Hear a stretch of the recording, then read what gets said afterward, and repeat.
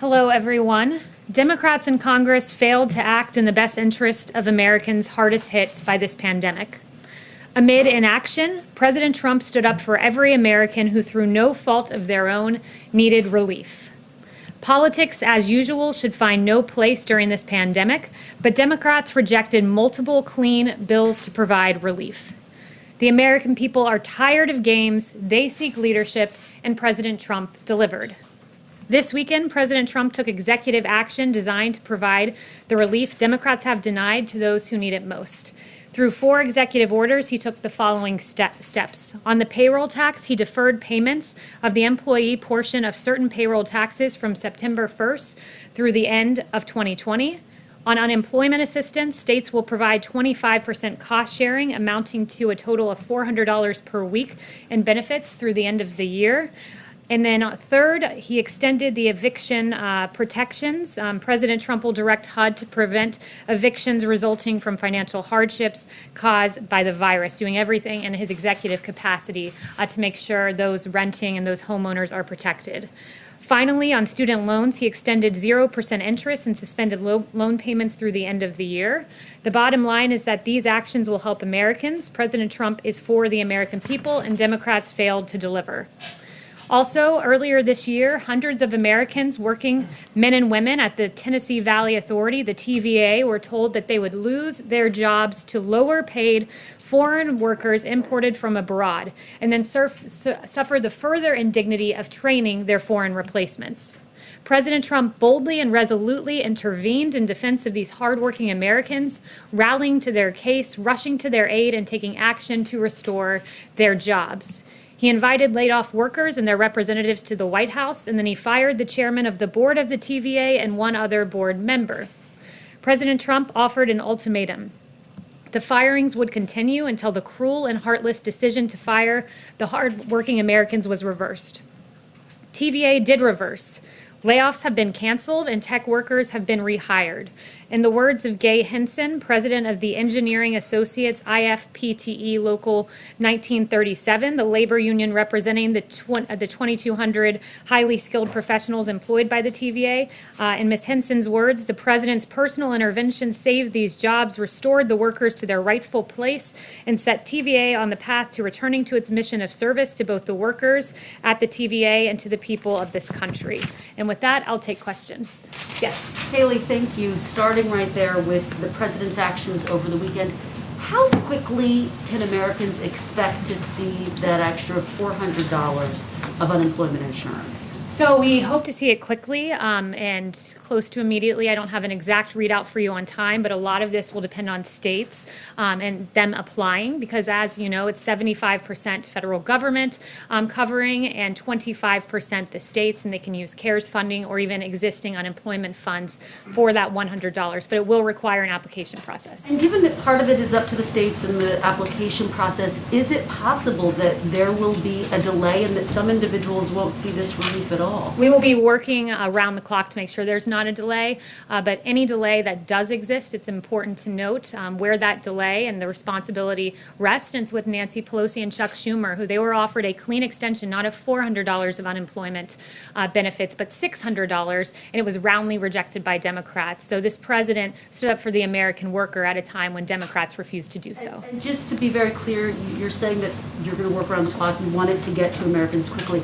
Are we talking weeks? Are we talking a month? Can you pinpoint the timeline? I can't pinpoint a timeline other than we'll be working around the clock, and we encourage Democrats on the Hill to come back. Secretary Mnuchin has said he's willing to review any proposal because the American people deserve better than the games and the partisanship they've seen from Nancy Pelosi, Chuck Schumer, and their Democrat colleagues. Ben. Thanks, Kayleigh. 2 questions. Just to follow up on what Kristen was asking, is there a mechanism by which the federal government can provide the $300 immediately, even if states don't provide the $100? Well, it's important and in fact required by statute that 25% of that money be provided by states, and the 75% is what we can do from the federal government side. I would note states can look to CARES Act funding as a way to bring that $100 forward. They can also look to the general fund, but we will be pursuing every creative way possible to make sure that the preeminent priority prevails, and that is making sure that this money gets to America's workers. And then the orders that the president signed, that doesn't address funding for small business businesses or for schools or stimulus checks. Does he still want legislation to address all of those things? And is he willing to negotiate with Democrats? He absolutely would love to see both of those things. School funding is very important, and he's been for second round of direct payments. So we encourage Democrats to really negotiate with us in good faith. So far, they have not done so. In fact, moving further away from us rather than towards us. Negotiations work by coming towards one another, and it's incumbent upon Democrats to do that. They say they've come down from $3 trillion to $2 trillion. Is the White House willing to go up from one to something else? They've still put in several non-starters. They've never put forward a serious proposal. And the notion, before they claimed to have come down, they actually went up, and then they wanted $100 billion in school funding. We said, okay, we'll give you more than you asked for, $105 billion, to which was no longer acceptable. So they've been fundamentally unserious with each and every one of their offers in this negotiation. Yes. Thank you. A number of Democrats, but also Republican Senator Ben Sasse, have suggested these executive actions are unconstitutional. Can you walk us through what the White House is using as a legal rationale for the president to step in here, and would you be able to share the legal opinions? Yes, I absolutely can do that. First, I would note that what we are doing is entirely within the executive capacity of the president. On student loans, Section 2A, 2 subsection A of the Higher Education Relief Opportunities for Student Acts of 2003, which is 20 USC 1098BB, authorizes the Secretary to waive or modify provisions of student financial assistance programs to ensure that individuals who've been affected by the national emergency are not worse off financially. There's another statute for that one, Section 432 of the Higher Education Act of 1965, which gives broad authority to the Secretary. On unemployment, the Stafford Act, 42 USC 5174 says the president, after a state applies for it, can provide assistance to people who have been adversely affected by a major disaster. These are often known as other needs assistance, or ONA. On payroll tax authority, 26 USC 7508A plainly authorizes the Treasury Secretary to provide any taxpayer that has been affected by a federally declared disaster with an extension of up to a year. This was used before when the Secretary extended the individual filing deadline for 2019 taxes from April to July. And finally, for evictions, the authority would be suggesting that HHS and HUD consider whatever legal authorities they have to protect Americans. And also, the president merely instructed in that EO that we should do everything within the lawful capacity of the executive branch to protect Americans from evictions. Yes, Kayleigh, on China, is the administration planning to respond to the new sanctions that China announced this morning on several lawmakers and other people in the United States?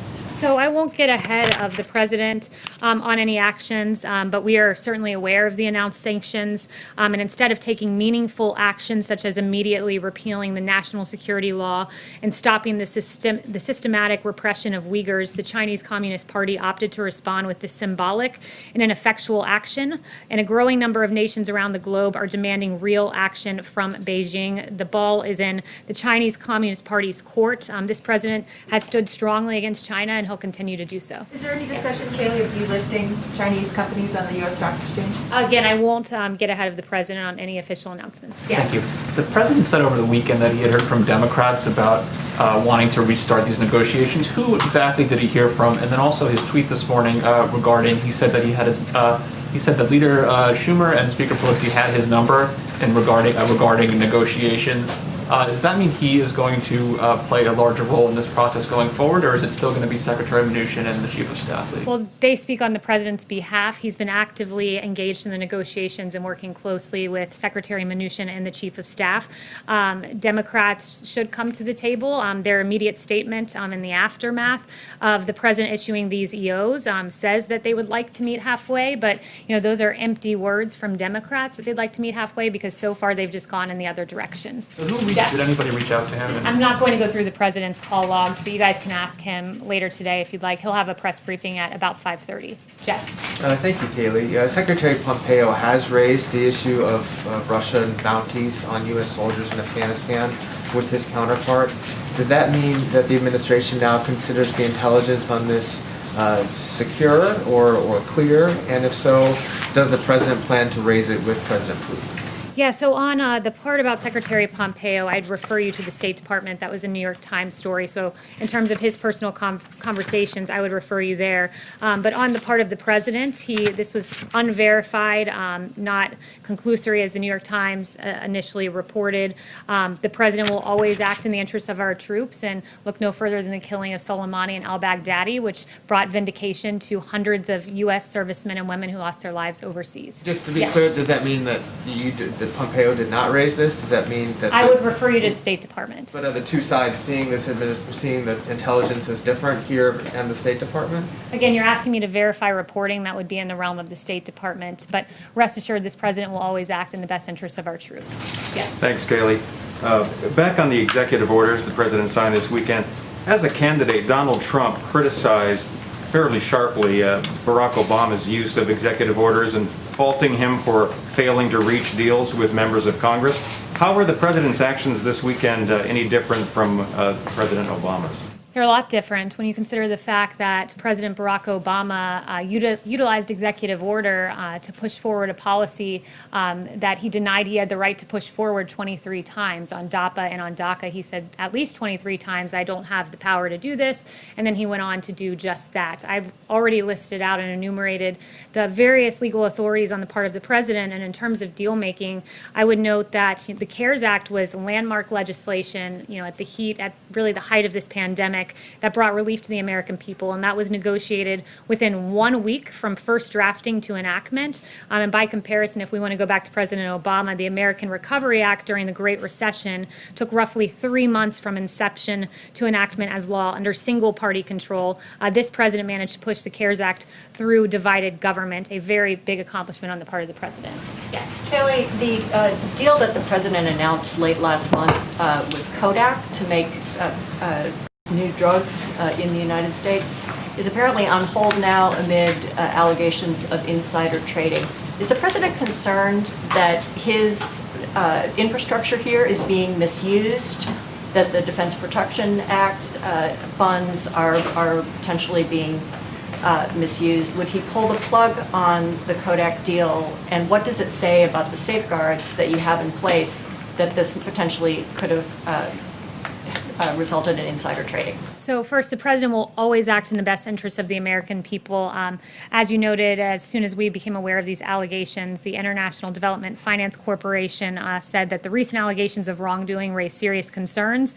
We will not proceed any further unless these allegations are cleared. The president has strong faith in the process here. We've used the DPA more than 30 times to increase production, and it's been to great effect when you consider in the stockpile. We've seen vast increases, tripling the amount of N95s, tripling the number of gowns, 4 times the number of ventilators on hand at 69,000, and we'll have more than 10,000 more by the fall. So this president has used the DPA effectively, but we're certainly aware of the Kodak allegations and take them seriously. Would he pull the plug on that deal? I'll leave that to the president, but he takes these very seriously. We won't speculate as to what that investigation finds. Thank you. Yes. 2 questions, if I may. The president just tweeted that Gettysburg would be one of the 2 sites he's looking at.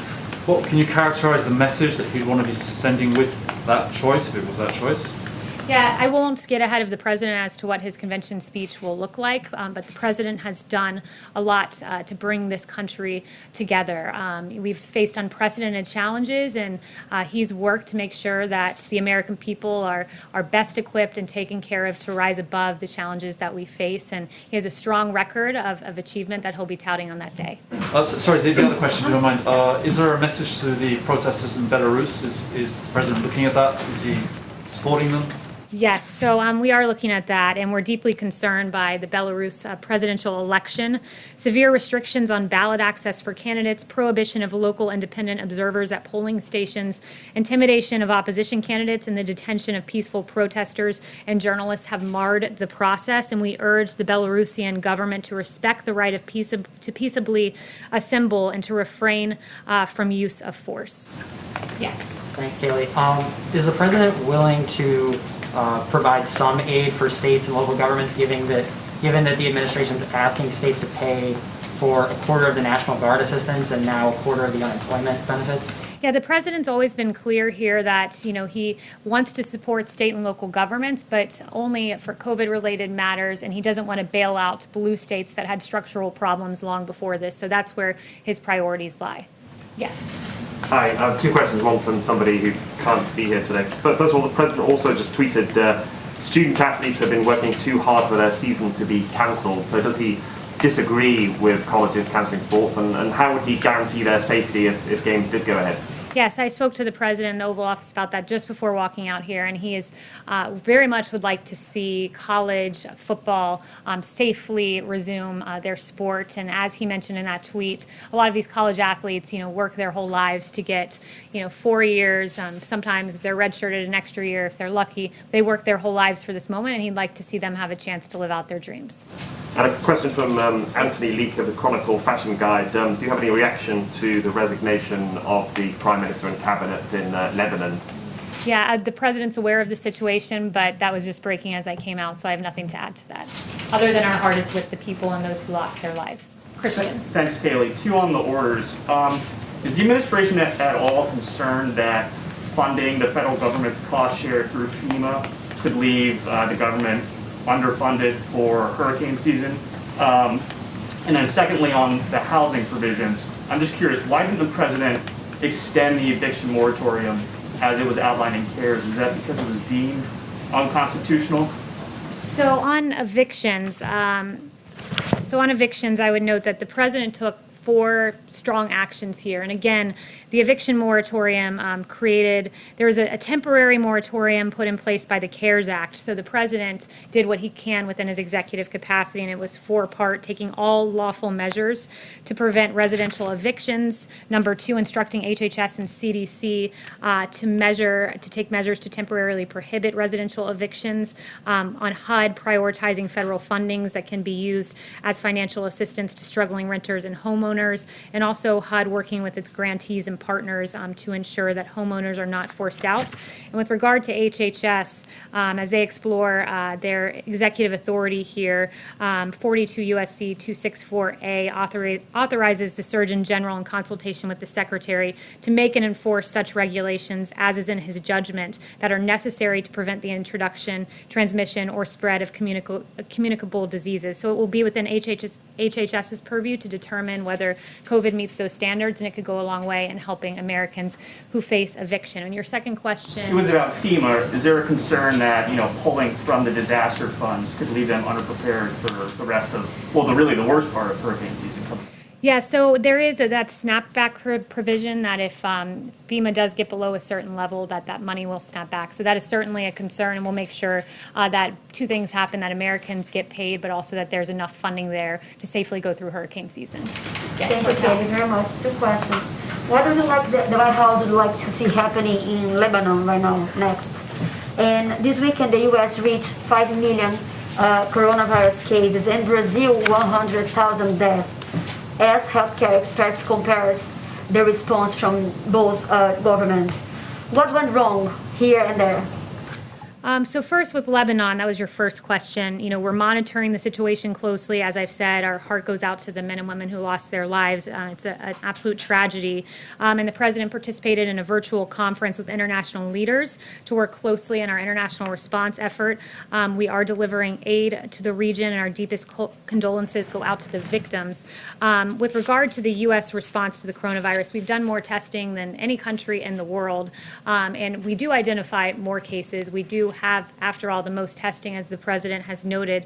When you look at the U.S. response, the therapeutics, the beginning of this, there was no coronavirus test. It was a novel virus, but we immediately worked to get more than 100 emergency use authorizations to identify various types of testing on therapeutics. There was no therapeutic that we knew to work with COVID. It was a novel virus, but again, this president worked, and there are more than 210 clinical trials on therapeutics, and we have dexamethasone and convalescent plasma, remdesivir, and others, and the vaccine to be on pace to be completed by the end of the year. When Ebola, it took 4 years to go to completion.